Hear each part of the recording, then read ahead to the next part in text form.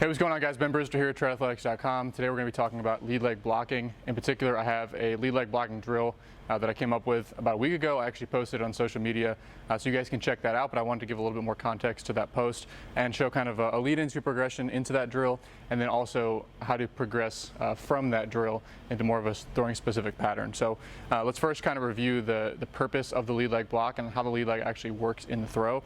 So we know that if you actually look at it from kind of a force perspective, there's a couple things going on. We want our lead leg to effectively block that linear momentum. So as we're moving towards the target in that linear move, we need our lead leg to be able to push backwards. And so as we apply this ground reaction force in an anterior direction, the ground actually pushes back. In a posterior direction, we know that's a huge important piece of what the lead leg block does. We know that when athletes plant and they have too much knee flexion and that knee continues to leak forward as they block before stabilizing, that's a huge leak of energy, and that's a sign of a lower level and lower velocity thrower. So as we plant, we want to be in a relatively extended position, and we want that angle to at least stay the same or increase as we begin to rotate. So that's called the pawback mechanism.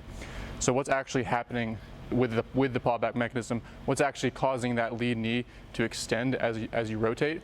A lot of people think that as this knee extends, it's the quad firing to extend the knee, until they'll do different exercises where they're trying to push with the quad to extend the knee, but they're kind of missing the point, because what actually happens is that the rotation is what cues that pawback mechanism and that lead knee extension. So here's what happens. As you plant, you now have a fixed point on the ground. You have a stable plant position on the ground. The foot is now engaged with the ground in a stable way. So now we have something that we can actually rotate the pelvis into and against. And so there's not only this posterior ground reaction force that's occurring, there's also this torsional component to that as well.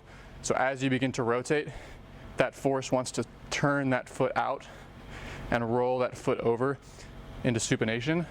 And so you're not only creating this posterior ground reaction force, but you're also creating this torsion as you rotate into this foot, and there's this urge for that foot to turn out and roll out. So there's actually a torsional component, and there's also that posterior ground reaction force component. So as you now begin to rotate the pelvis, you think about what the pelvis is attached to. So you have the socket, right? You have the acetabulum, and then you ultimately have the femur in the acetabulum. So this femur is obviously attached to the pelvis. So as you begin to rotate the pelvis, as this begins to rotate, the pelvis, again, attached to the femur. So as the pelvis rotates in a posterior direction, and this side of the pelvis rotates in an anterior direction, it actually pulls the femur, and therefore it pulls the knee into extension. So plant, firm spot to actually rotate against, pelvis begins to rotate, pulls that knee into extension. So as you rotate, it's actually, rotation is pulling the knee into extension versus planting and then pushing the knee into extension from the quad. That's the biggest misconception that people have when it comes to the lead leg block and when it comes to how to train it. So my experience, and I know there's a little bit of debate around this because we like to get fancy and people like to use force plates and analyze ground reaction force and all this stuff, but my honest experience with working with athletes is that the lead leg block, and this is my experience with myself as well, it ultimately does take care of itself most of the time.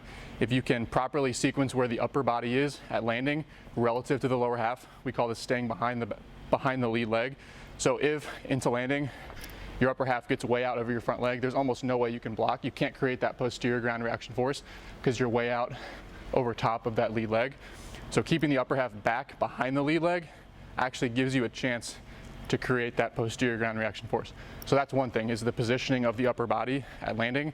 You obviously don't want to be too far back and get stuck over your backside, but if you're too far forward, you have no chance. You've already lost the battle. So that's the first thing. The second piece is just rotating effectively. So a lot of people think that the lead leg actually acts in this kind of like car crash analogy where you have this linear move off the backside, triple extension. Again, we're not big proponents of triple extending, but there's a triple extension, and then the front leg is just a completely linear car crash, and it's just linear move, car crash, and it's just a anterior, posterior force exchange. What actually is going on is that linear move is then transitioned into landing into rotation. So if all you do is just crash into landing, anterior to posterior, that's ultimately not actually going to work its way and wind its way up the chain into rotation and find its way into the arm. So you need to find a way to take that linear move and convert it into rotation, into landing. And by converting into rotation, now you have something to actually create rotation, and that rotation we know is what actually pulls that lead knee to extension. So rotating well and the positioning of the upper body relative to the front leg, those are the two things, in my opinion, that if you get those two things right, it's going to take care of the lead leg block more times than not. That being said, I've talked enough. Let's get into the two exercises and then kind of the progression from there. The first one is called an ipsilateral cable row. All that means is it's a same side, same arm, same leg row. People are normally used to doing split stance rows like this. So the ipsilateral row, same side, same leg. And the reason I like this is that as you engage the row is actually coming from the pelvis, it's coming from the hips, and it's encouraging that rotational aspect. So watch my lead leg. I'm going to do this with a little bit of power. Watch what my lead leg does. Again, all I'm trying to do is throw my hips and use that to initiate the movement, and obviously finishing the row with my upper body. But watch what happens.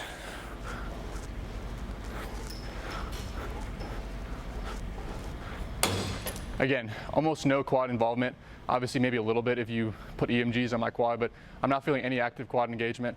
I could do that all day. My quad would not be tired. It's not a quad movement, but you can still see that as the hips turn, it pulls that lead knee into extension, and it's an effortless full body rotational movement.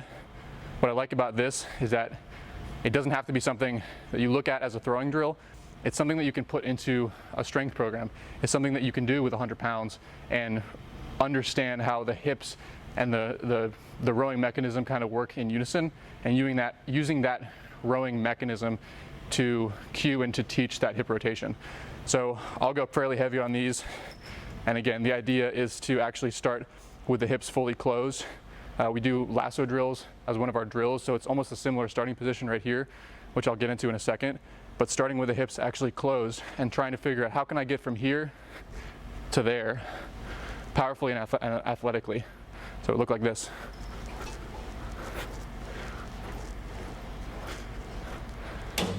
So one common mistake will be guys who like way over rotate. You want to finish fairly square to the target in good rowing form. So it's not exactly like a throw, but as far as your ability to create that anterior to posterior ground reaction force, to create that torsional force, very, very similar feeling as far as the lead leg. As someone who has thrown hard, again, very similar feeling. So then I thought, well, that's a great exercise, but can we make that a little bit more throwing specific? Can we take the rowing aspect out of it? So here's what I came up with. So you can use a band. This is just a strap. I'll link a couple strap options in the description here. But one way you can take the arms and the upper body out of it is to use one of these straps, wrap it around your upper half. And so it's the same exact mechanism. It's basically the same idea of an ipsilateral cable row. We're just taking the rowing piece out of it. So for me, I like to just hold the arms out to the side. This kind of encourages you to rotate the upper body in plane, right? We know the arms should find their way into the plane of rotation when you throw and as you rotate. So it's the same position. As far as the amount of weight, I like to use about 40% of my body weight on this. It's enough that if you don't block effectively, it actually is going to pull you off balance. And so we know there's very high forces on the lead leg when you actually throw. So to me, it makes sense. If you can get a decent amount of weight on here, it's going to force you to A, stay behind the lead leg, which we already talked about, and maintain that angle and maintain that ground reaction force, that posterior ground reaction force the entire time. So if you just go 10 pounds on this, it's going to kind of defeat the purpose. And if you go 200 pounds on this, you're just not going to be able to do it. So 40% of your body weight, arms in plane, hips closed, rotate, rotate, rotate, rotate. So you can start off a little bit more slow and controlled, and then as you get comfortable with it, you can actually make this a little bit more dynamic. Rotate, rotate.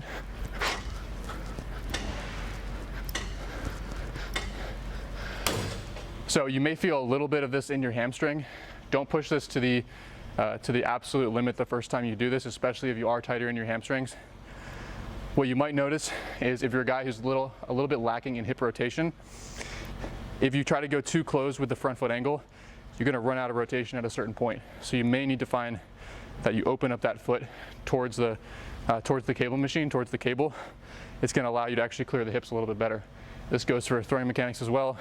Guys who are missing rotation, if they're crossbody or if they're closed with the front foot, it's really going to affect the lead leg block because they just don't have the rotation to actually finish with their hips, and that's when you start to see the foot rolls out, the knee caves out, or the lead knee starts to soften. Those are the two progressions: ipsilateral cable row, and then progressing that with just a strap. And then the way that you can kind of transition this into your throwing patterns is the lasso drill. Now, I'm not going to go through the entire lasso drill in this video. I'll link that in the description. Definitely go watch that. But you can go ahead and maybe do this as a feels drill pre-throwing, and then immediately go and try to transition that same feeling into the lasso drill. So same thing, very similar starting position, arm up, and you're trying to figure out, how do I get from hips closed, front foot firmly planted on the ground, to my release point. And you'll see it's really the exact same feeling here as there.